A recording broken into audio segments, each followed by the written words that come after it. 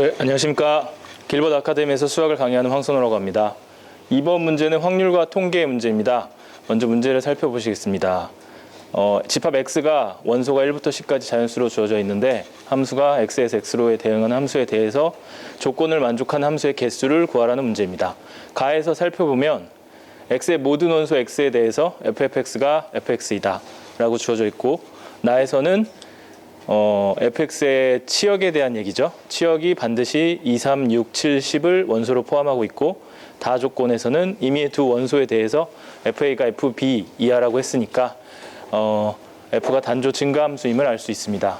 네, 먼저 강의 대상을 설정하면 고2, 고3, 2등급 이상을 대상으로 강의해 보도록 하겠습니다. 이 문제 체크 포인트를 살펴보면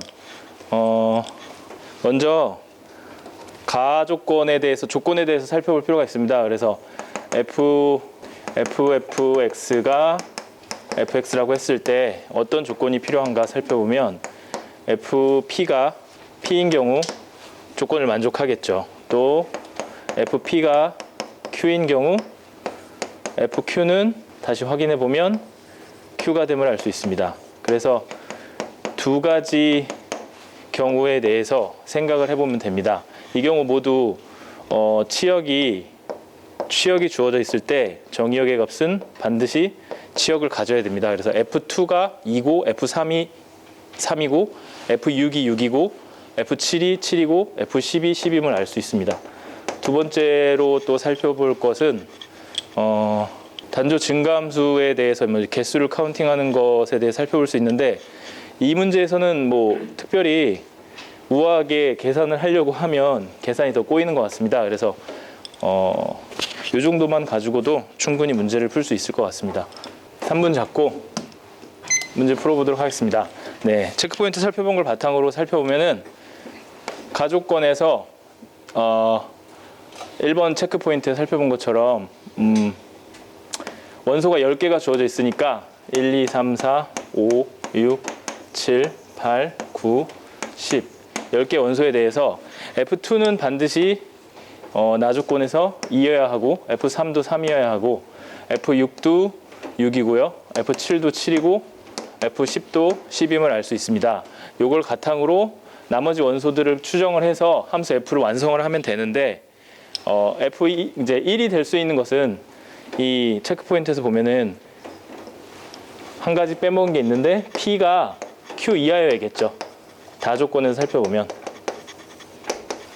그래서 F1이 될 수 있는 것은 2 또는 1이 될 수 있으면 알 수 있습니다. 그래서 두 가지가 가능하고, 4나 5에 대해서는 우아하게 세는 것보다 그냥 단순하게 빠르게 카운팅을 하면 됩니다. 그래서 F4나 5를 카운팅 해보면 3으로 채울 수 있고요. 3, 3, 3, 4는 안 되겠죠.